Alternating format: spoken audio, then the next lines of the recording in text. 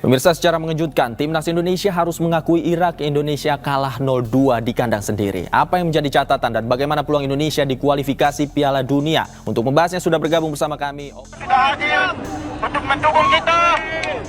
Semoga di pertandingan di tanggal 11 nanti kami janji akan memberikan kemenangan.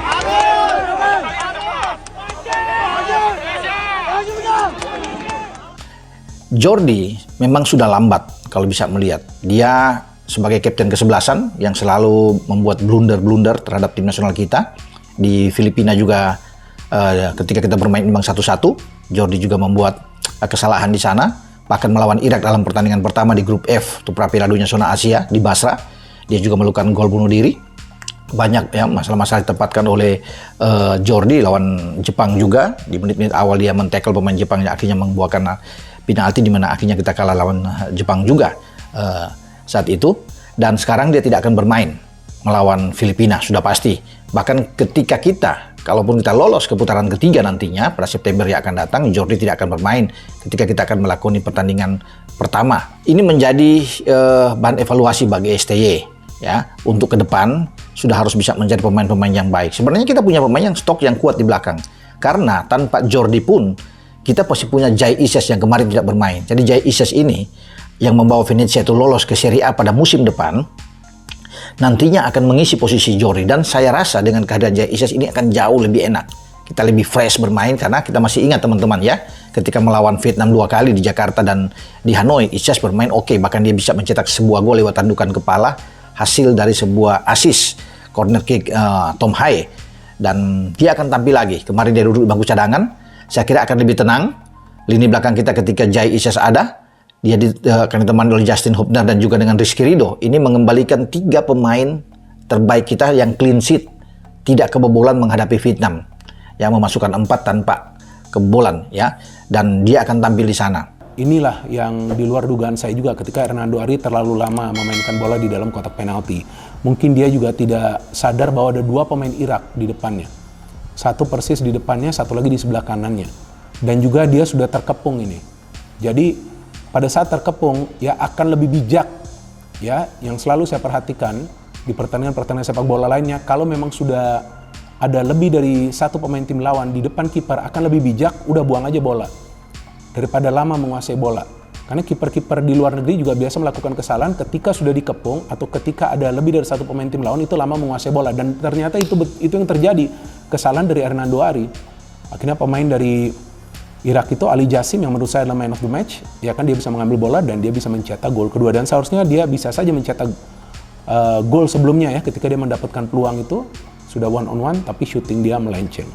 Jadi ya saya melihat walaupun para pemain berjuang habis-habisan, mereka sempat bermain bagus di babak pertama, ball possession-nya bagus, jumlah peluangnya bagus, tapi di babak kedua mereka kalah dengan high pressing yang dilakukan oleh para pemain Irak, dan juga pada saat koordinasi di lini pertahanan tidak jalan, kemudian ditambah juga ada kesalahan dari Hernando Ari, ya itulah yang memberikan kesempatan bagi Irak untuk meraih kemenangan. Padahal inilah momen terbaik bagi Indonesia untuk bisa menang lawan Irak setelah di 2 pertandingan sebelumnya di level senior, ya kan, di level senior di pertemuan pertama di Basra kalah dengan skor 5-1, dan sebelumnya sebelum pertandingan ini di level senior di Piala Asia Senior kalah dengan skor 3-1. Ya, tapi inilah sekarang momen bagi Sintayong untuk mengevaluasi permainan dari timnas Indonesia, dan nanti lawan Filipina mau tidak mau timnas Indonesia harus menang.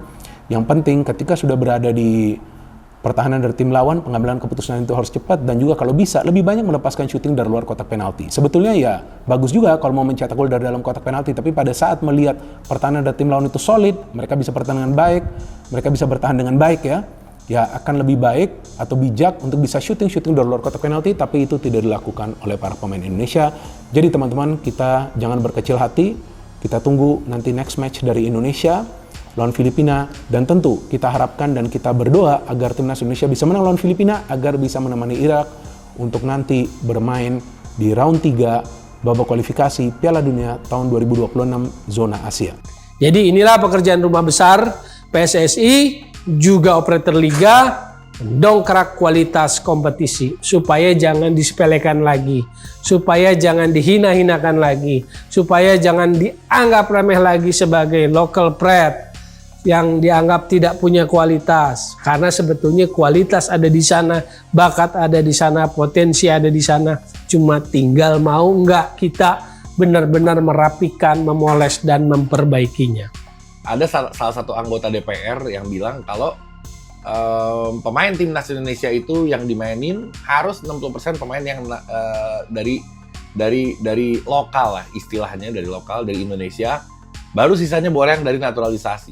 Gue agak heran, agak malu gue sebenarnya ngedengernya kalimat kayak gini. Kenapa? Karena lu terlalu intervensi, terlalu jauh gitu. Itu urusan pelatih, bukan urusan anggota DPR ngatur sampai ke strategi yang akan dilaksanakan di lapangan. Gak ada kaitannya. Kenapa ikut-ikutan ngatur gitu? Tugasnya dia ya hanya menjalankan aja. Ini mau dinaturalisasi, ya lu jalanin aja. Setelah itu nggak ada kaitannya gitu. Karena dia bilang kalau misalkan mau pure olahraga, ya itu silakan ke PSSI. Tapi kalau udah sampai ke DPR, ini berarti politik ini. Ini permasalahan politik, olahraga politik. Dan yang bikin gue miris adalah dia ngomongnya di depan pemainnya. Ada Verdong di sana, sama ada Jens juga di sana. Dia ngomong di depan pemainnya. Bayangin, itu bagi gue hal yang memalukan yang dilakukan oleh anggota DPR. Gue sangat amat menolak keras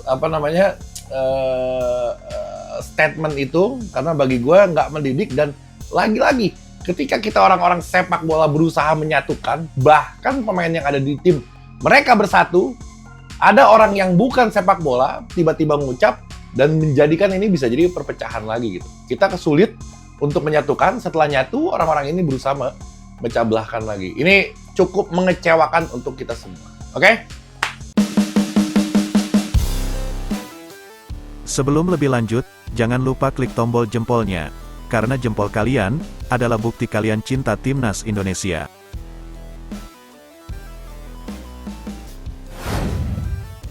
Pelatih Timnas Indonesia Sintayong membantah bahwa Jordi Amat sering melakukan kesalahan atau blunder karena faktor usia yang sudah tidak muda.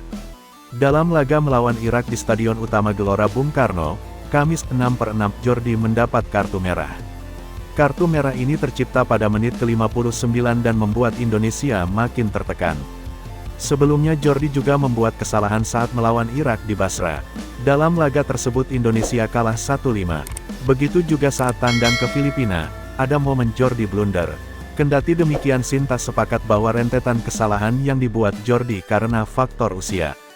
Pelatih 53 tahun ini malah menyebut Jordi sebagai salah satu yang terbaik. Saya melihat Jordi adalah pemain terbaik dan saya tidak melihat kesalahan-kesalahan tersebut sebagai faktor usia, kata Sin dalam jumpa pers setelah pertandingan melawan Irak.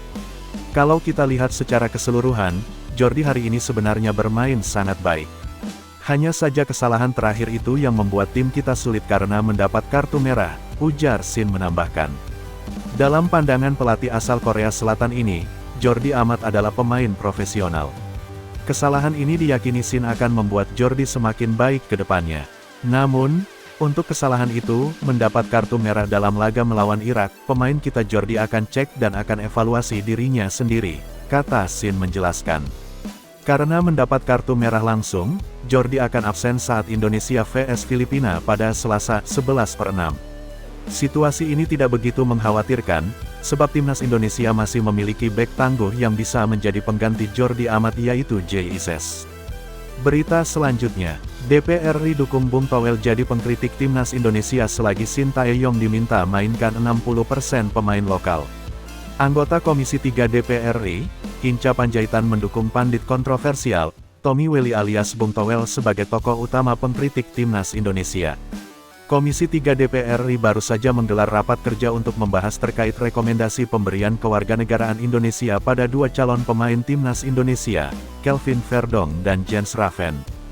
Hinca Panjaitan mengutarakan pendapatnya dalam sesi tanya-jawab dalam raker Komisi 3 tersebut yang digelar di gedung DPR RI pada Senin, tanggal 3 Juni tahun 2024. Anggota DPR RI dari fraksi Demokrat itu mengatakan bahwa saat ini Timnas Indonesia memerlukan sosok pengkritik untuk bisa sebagai penyeimbang di sepak bola tanah air. Kata naturalisasi ini menjadi polemik antara sahabat saya, Toel Tommy Welly, melawan Erick Thohir. Toel melawan Timnas, Toel melawan seluruh netizen, ujar Hinca Panjaitan, Senin tanggal 3 Juni tahun 2024. Karena Towel sangat kritis terhadap pemain naturalisasi ini. Dan kita butuh, biarkan saya membela saudara saya ini karena kita butuh dia untuk menyeimbangkan kritik kita terhadap sepak bola. Jadi kita butuh Tommy Welly untuk menjaga integritas sepak bola kita, tambahnya. Sosok yang akrab disapa Bung Towel itu memang menjadi musuh bebuyutan netizen karena sering mengkritik timnas Indonesia, terutama pelatih Shin Tae-yong. Tak jarang dirinya kerap melontarkan kritikan pedas terhadap pelatih Korea Selatan tersebut baik saat timnas Indonesia mengalami kemenangan maupun menderita kekalahan. Meski demikian, terdapat beberapa pihak yang mendukung tindakan yang dilakukan Bung Towel, termasuk Hinca Panjaitan. Tapi jangan marah, karena kita perlu untuk menjaga integritas sepak bola Indonesia, tutup anggota Komisi 3 DPR RI tersebut. Rapat kerja Komisi 3 DPR RI itu juga dihadiri langsung calon pemain naturalisasi timnas Indonesia, Kelvin Verdong. Kelvin Verdong hadir ditemani dengan jajanan pengurus PSSI, termasuk Sekretaris Jenderal PSSI, Yunus Nusi. Kemudian, Menteri Pemuda dan Olahraga, Dito Aryo Tejo juga nampak hadir dalam ruang rapat tersebut. Sementara untuk Jens Raven, dirinya juga hadir dalam rapat tersebut melalui layanan konferensi video Zoom. Kemudian dalam raker Komisi X, Putra Nababan meminta Shin Tae-yong untuk menurunkan 60% pemain lokal, atau yang disebutnya sebagai pemain nasional. Indonesia telah melaksanakan naturalisasi terhadap 25 pemain, kata Putra Nababan dalam rapat yang dilaksanakan Senin, tanggal 3 Juni tahun 2024. Di era sekarang ini adalah yang paling banyak. Ini sudah ada 11 pemain yang dinaturalisasi dari 2022, sambung Putra. Bahkan, timnas kita kalau sedang bertanding di lapangan, itu isinya lebih banyak pemain naturalisasinya ketimbang pemain nasional, tambahnya. Ini harus menjadi perhatian bagi pemerintah. Bagaimana tetap menjadi fokus untuk pembibitan pemain muda kita, tandasnya. Bahkan kalau bisa komposisi pemain di lapangan 60%, lah, pemain nasional. Jangan semuanya diisi oleh pemain naturalisasi, kata Putra Nababan. Berita selanjutnya, makin panas saat media Vietnam sebut Elkan Bagot berencana akhiri hubungan dengan timnas Indonesia. Begini faktanya. Polemik yang melibatkan Elkan Bagot, bek andalan timnas Indonesia, semakin memanas dan kini menjadi sorotan media internasional, termasuk media Vietnam. Berita mengejutkan ini bermula ketika Elkan menghapus nama PSSI dari bio Instagram pribadinya pada Kamis, tanggal 30 Mei tahun 2024. Tindakan ini memicu spekulasi luas di kalangan pencinta sepak bola tanah air dan internasional. Apa sebenarnya yang terjadi?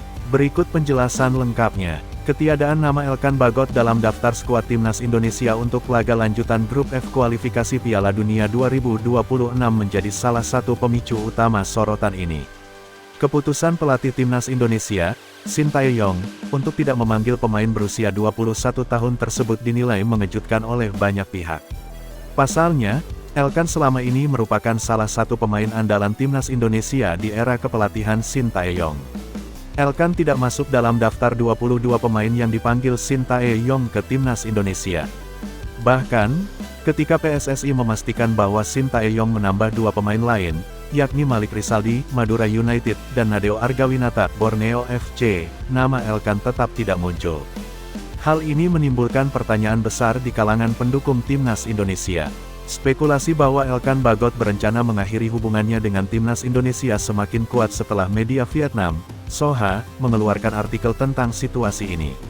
Soha menulis bahwa Elkan, yang disebut sebagai pemain naturalisasi, berencana mengakhiri hubungannya dengan sepak bola Indonesia. Padahal, fakta sebenarnya adalah Elkan memilih kewarganegaraan Indonesia di usia 18 tahun, bukan pemain naturalisasi seperti yang dikatakan oleh Soha.